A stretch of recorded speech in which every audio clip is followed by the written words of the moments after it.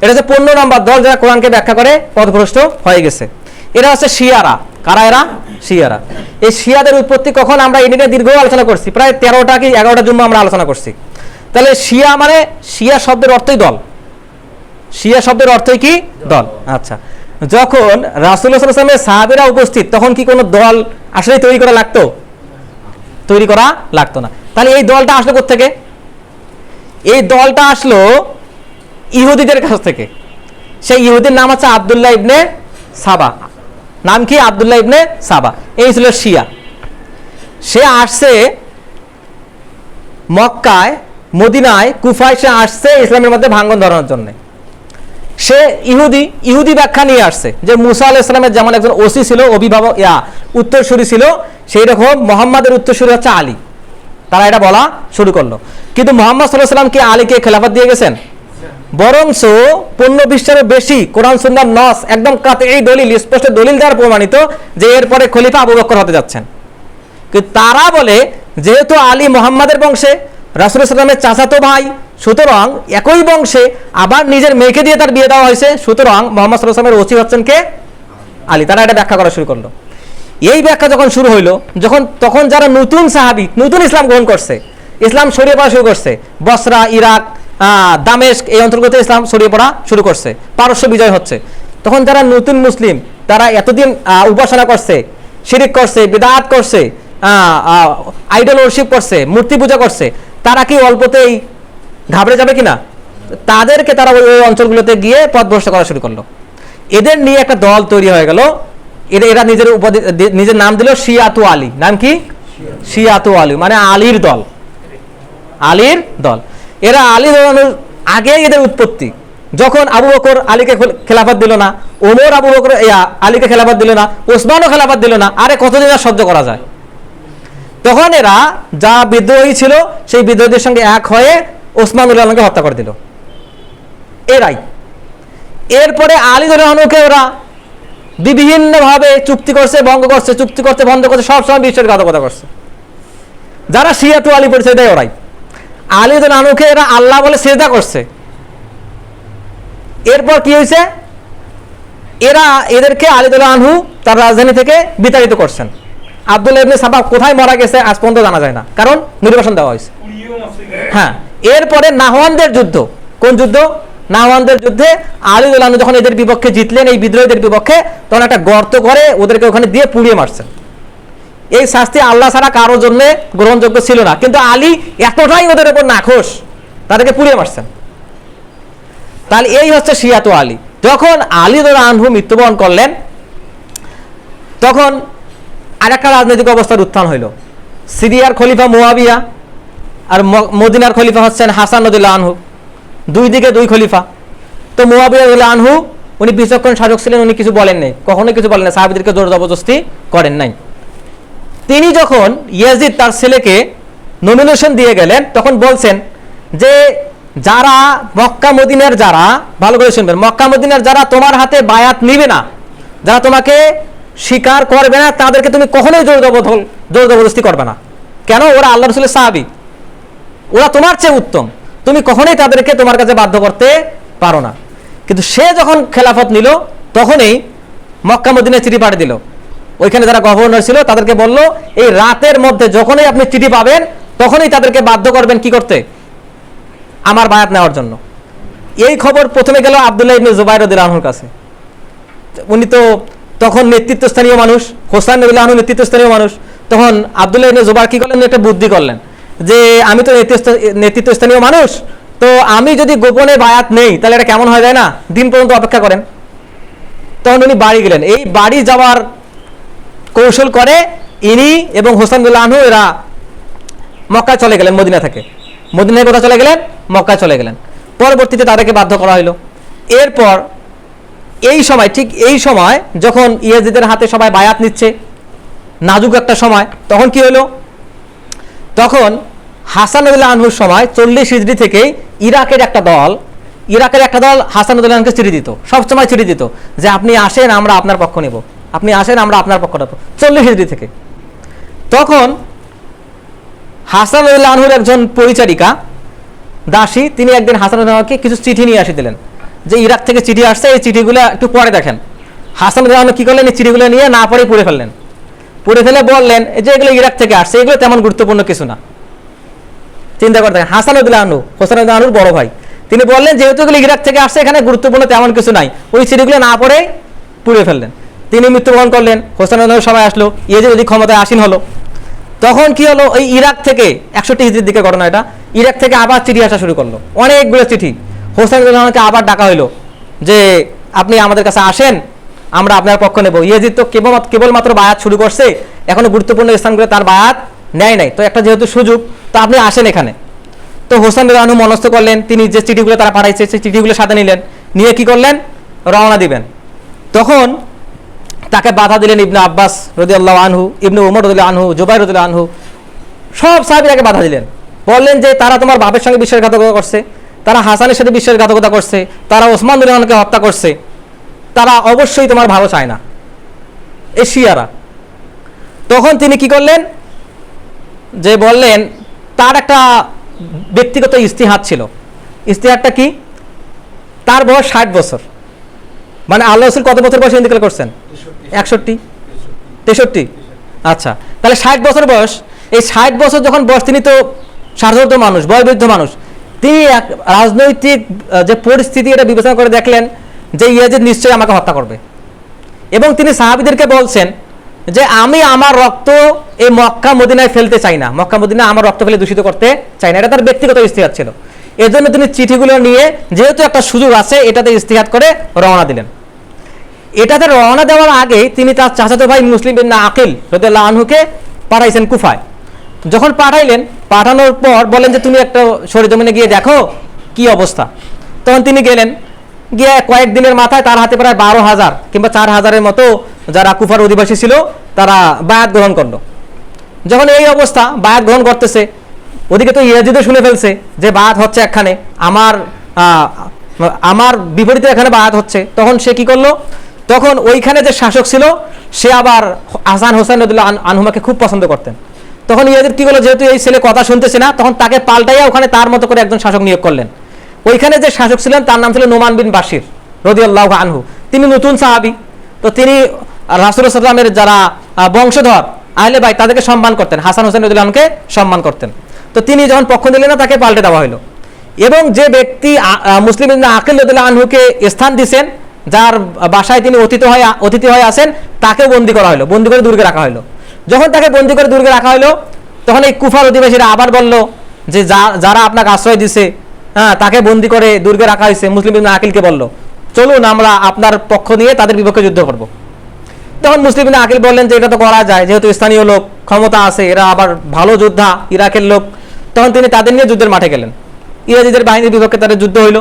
যুদ্ধ যখন হইলো, যখন যুদ্ধের মাঠে উপস্থিত, যুদ্ধ শুরু হয়ে গেছে, ইরাকের যত লোক ছিল সবাই তাকে ছেড়ে পালিয়ে গেছে। ইরাকের লোক, কুফার লোক পালিয়ে গেছে। তো এদের এই চরিত্র সবসময় ছিল। যেমন উমাইয়া খলিফাতের আরেক সময়, আপনারা হাজারের নাম শুনছেন তো, হাজারের নাম শুনলেন, মুসলিম ইবনে হাজ্জাজ শুনেন, আচ্ছা, মুসলিম ইবনে হাজ্জাজ তিনি যখন একটা এলাকার গভর্নর, এই ইরাকের গভর্নর, তিনি সেই সময় আমাদের যে মধ্য এশিয়ায় তিনি সেনা চালনা করছিলেন, এগুলো দখল করে নেওয়ার জন্য। তো সেইখানে যে সেনাপতি ছিল তার নাম ছিল আব্দুর রহমান ইবনে আশআশ। সে একবার ওই অনেক সেনাবাহিনী, মানে যেটা ক্যাপিটাল, রাজধানী যেটা, সেইখানে সেনাবাহিনী নাই, সবাইকে তিনি যুদ্ধ করার জন্য বাইরে পাঠাইছেন, মধ্য এশিয়ায় পাঠাইছেন। মধ্য এশিয়ায় যখন পাঠাইছেন, তখন এই মুসলিম আব্দুর রহমান ইবনে আশআশের যারা সেনাবাহিনী, প্রায় 1 লক্ষের বেশি সেনাবাহিনী, তাদেরকে নিয়ে তিনি বিদ্রোহ করলেন যে আমরা মুসলিম ইবনে হাজ্জাজকে হরাই দেব ক্ষমতার বসনদ থেকে। তখন মুসলিম ইবনে হাজ্জাজ রাহিমাহুল্লাহ ভয় পেয়ে গেলেন যে এখন কি করা যায়। তিনি সব গভর্নরের কাছে চিঠি পাঠাইলেন। ওইখান থেকে একজন গভর্নর বলল যে আপনি ভয় পাবেন না। কেন ভয় পাবেন না? এরা তো আছে মধ্য এশিয়ায়, এরা যখন ইরাকে আসবে, আস্তে আস্তে আস্তে ওরা পরিবার পরিজনের কথা মনে পড়বে, স্ত্রীর কথা মনে পড়বে, সম্পত্তির কথা মনে পড়বে। এরা কেউ আর আব্দুর রহমান ইবনে আশআশের পিছনে থাকবে না, সবাই তার পক্ষ ত্যাগ করে বাড়ি চলে যাবে। এই হচ্ছে ইরাকের লোকের চরিত্র। যখন তারা মুসলিম ইবনে আকিলকে ছেড়ে সবাই পালিয়ে গেল, মুসলিম ইবনে আকিলকে হত্যা করা হলো। এখন এতগুলো যে কিছু হচ্ছে, তখন এই ঘটনাগুলো জন্যে বাগদাদের যে প্রধান ফটক ছিল সেগুলো বন্ধ করে দেওয়া হলো, চিঠি আদান প্রদান সব বন্ধ। তো কেউ যে হোসেন রাদিয়াল্লাহু আনহুকে চিঠি লিখবে যে আপনি আসেন না, এদিকে অবস্থা খারাপ, এই চিঠি তো আর তার কাছে যাচ্ছে না। তখন হোসেন রাদিয়াল্লাহু আনহু যাইতে যাইতে যাইতে তার কাছে প্রায় 500-র মতো আরোহী ছিল, কিছু যোদ্ধা ছিল, তার পরিবারের সকল সদস্য ছিল, জয়নুল আবেদিন ছিলেন, সবাই মিলে চলে গেলেন, গিয়ে এখানে তাবু করলেন। ওইখানে ইয়াজিদের সেনাবাহিনী আসলো। যখন ইয়াজিদের সেনাবাহিনী আসলো তখন তাকে শর্ত দেওয়া হলো যে হোসেন রাদিয়াল্লাহু আনহু তো জানেন এই তাকে হত্যা করা হবে, তিনি জানতেন এটা, বিচক্ষণতা, তাই তিনি মক্কা মদিনার বাইরে চলে আসছেন। তো তিনি শর্ত দিলেন যে আমি এখানে অবস্থান করি, নয় আমাকে ছেড়ে দাও, আমি অন্য কোথাও চলে যাই। তখন বললো যে না, নিঃশর্তভাবে আপনাকে পরাজয় বরণ করার কথা বলা হয়েছে, যদি আপনি না করেন তাহলে আপনার বিপক্ষে আমাদের যুদ্ধ হবে। এরপর যুদ্ধ শুরু হয়ে গেল, তিনি মৃত্যুবরণ করলেন। যখন যুদ্ধ হচ্ছে, যারা তাকে ডাকছে তারা কি জানে নাই? তিনি তো কারবালাতেই চলে গেছেন। যখন এইরকম হলো, হোসেন রাদিয়াল্লাহু আনহুকে হত্যা করা হলো। হত্যা হওয়ার পরে মক্কা মদিনায় খবর চলে আসলো। তখন সাহাবীরা বলা শুরু করলেন, মানে তারা লাআনাতুল্লাহি আলাল ইরাক, তারা ইরাককে লাআনত দেওয়া শুরু করলেন। যখন ইরাককে লাআনত দেওয়া শুরু করলেন, সাহাবীরা তো সবাই লাআনত দিয়েছেন। এবং ইরাক সম্পর্কে আরও অনেক তথ্য দেওয়া যায়। যেমন ইরাক সম্পর্কে একটা ঘটনা বলা যায় যে ইরাকে যদি একটা কোনো হাদিস ঢোকে, 1 লাইনের হাদিস, সেই হাদিসটা 7 লাইনের হাদিস হিসেবে বের হয়ে যায়, মানে জাল হাদিস তৈরি হয়। এই হচ্ছে ইরাকের মানুষের মন মানসিকতা। ভালো লোক আছে, কিন্তু অধিকাংশ মানুষের মন মানসিকতা এরকম। তো যখন হোসেন রাদিয়াল্লাহু আনহুকে হত্যা করা হইল, তখন হোসেন রাদিয়াল্লাহু আনহু হত্যার আগে একটা কথা বলছিলেন। তিনি যখন মৃত্যুবরণ করতে যাচ্ছেন, শিমার ইবনে জিল জাওশান যখন তাকে হত্যা করে, তখন তিনি তার আগে একটা কথা বলছিলেন, ঐতিহাসিক কথা, যে এই হত্যার পিছনে আসলে দায়ী কারা? মুয়াবিয়া দায়ী, ইয়াজিদ দায়ী, সেনাবাহিনী দেখি নাকি অন্য কেউ দায়ী, নাকি যারা ডাকছে তারা দায়ী? তো হোসেন রাদিয়াল্লাহু আনহু বলছেন যে আল্লাহ হুম মাহকুম বাইনানা ওয়া বাইনা কওমিন দাউনা লিয়ানসুরুনা ফাকাতালুন, হে আল্লাহ, আপনি সেই কওম এবং আমাদের মধ্যে বিচার করে দেন যারা আমাদেরকে সাহায্যের উদ্দেশ্যে ডাকছে এবং অথবা আমাদেরকে হত্যা করছে। তাহলে সাহায্যের উদ্দেশ্যে কারা ডাকছিল? কুফাবাসী ডাকছিল, এই শিয়ারা ডাকছিল। তাহলে এইটা প্রথম ছুরিকাঘাত, যে রাসূলুল্লাহ সাল্লাল্লাহু আলাইহি ওয়াসাল্লামের যারা সন্তান, নাতিকে কিন্তু সন্তান বলা হয়, কোরআনে আছে, যারা রাসূলুল্লাহ সাল্লাল্লাহু আলাইহি ওয়াসাল্লাম বলছেন যাদেরকে যে এই হাসান হোসেন হচ্ছে পৃথিবীতে আমার জান্নাতের সুগন্ধি ফুল, যারা তাদেরকে সাহায্য করার কথা বলে ডেকে নিয়ে গিয়ে হত্যা করছে, তারা কারা? এই কুফাবাসীরা, এই শিয়ারা। এই শিয়াদের হত্যাযজ্ঞের কাহিনী শুধু এখানেই না, আপনারা জানেন বিশ্বের ইতিহাসে এরপরে সবচেয়ে সেরা ট্র্যাজেডি কোনটা, বিয়োগান্ত ঘটনা কোনটা? হালাকু খানের বাগদাদ নগরী ধ্বংস। এই বাগদাদ নগরী ধ্বংস করার কথা কে বলছিল? নাসিরউদ্দিন তুসি, শিয়া। আব্বাসি উমাইয়া খেলাফতের সময় এই শিয়াদের একটা দল, যারা হচ্ছে বাতিনি ইসমাইলি শিয়া, তাদেরকে বলা হয় হাসাসিন, গুপ্তঘাতক। এরা কত যে খলিফাকে হত্যা করছে তার হিসাব নেই। এই শিয়ারা কি করছে? এই শিয়ারা মক্কা আক্রমণ করছে। মক্কা আক্রমণ করে মক্কার যে হাজরে আসওয়াদ, এটা চুরি করে নিয়ে গেছে, ভেঙ্গে টুকরো করছে।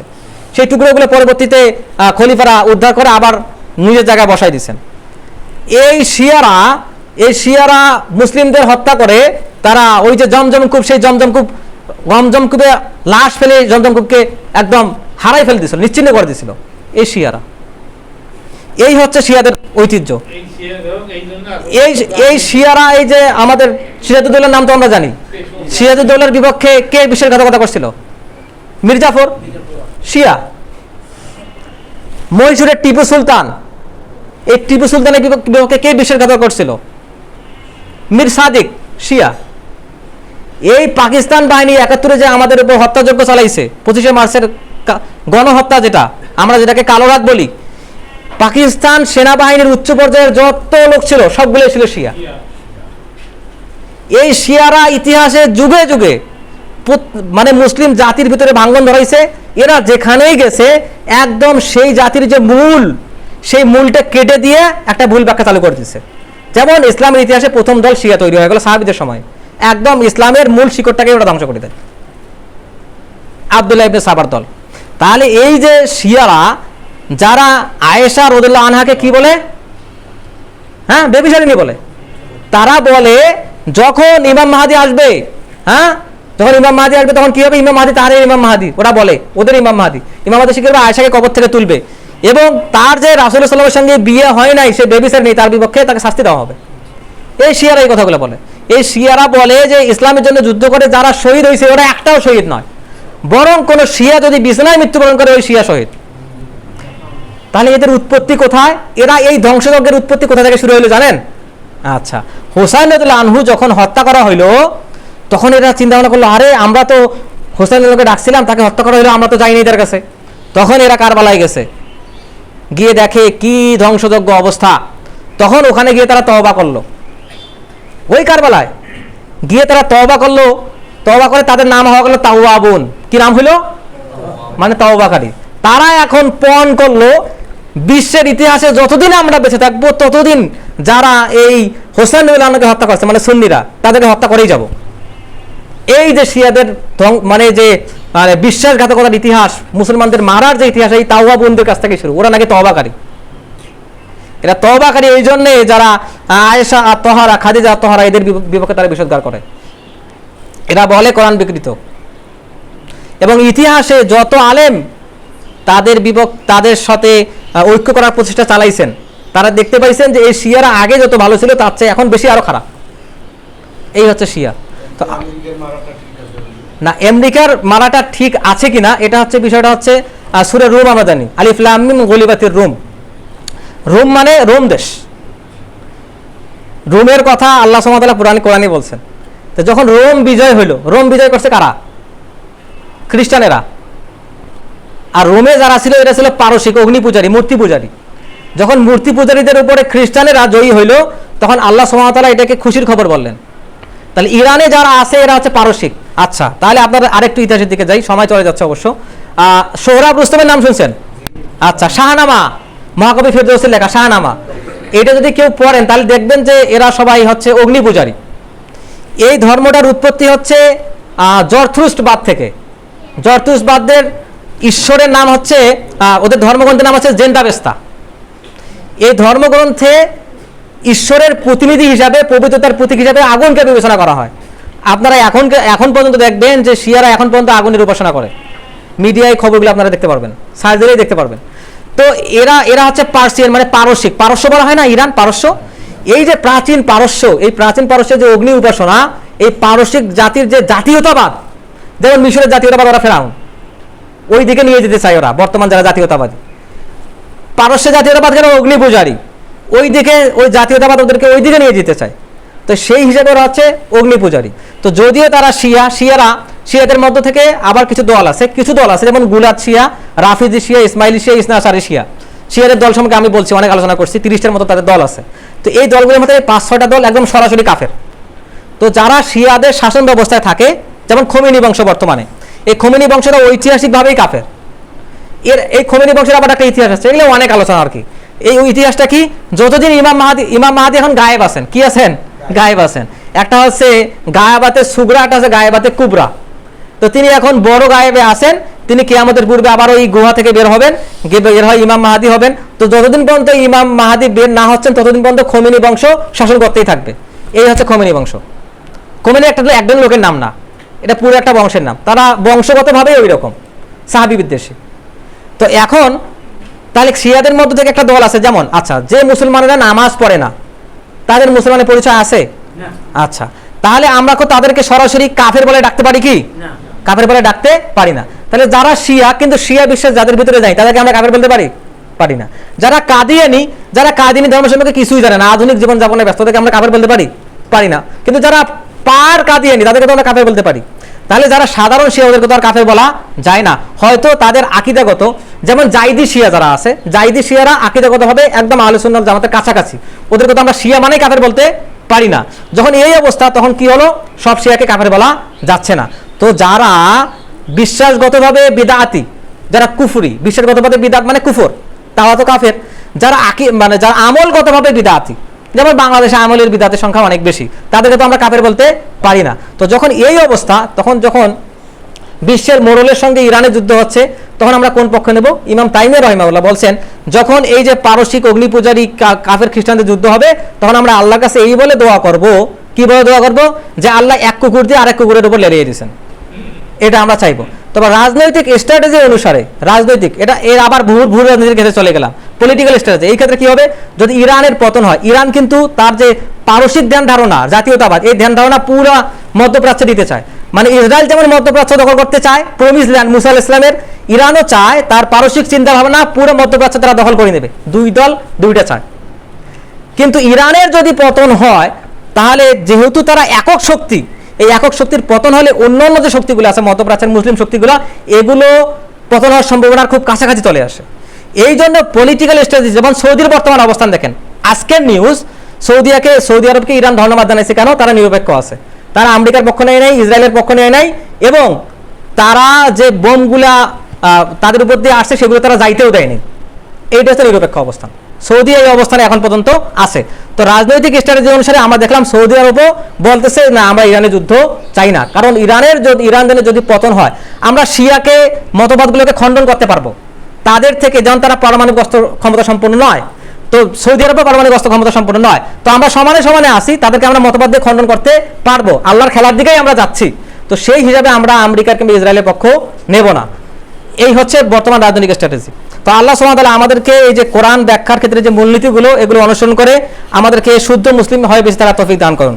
আল্লাহ সুবহানাহু ওয়া তাআলা আমাদেরকে বর্তমান বিশ্বের যে স্ট্র্যাটেজি, এগুলো অনুসরণ করে বর্তমান বিশ্বের যে মতবাদগুলো আছে এগুলো ভালোভাবে বুঝে আমাদেরকে পরিশুদ্ধ বিশ্বাসের মুমিন হওয়ার তৌফিক দান করুন।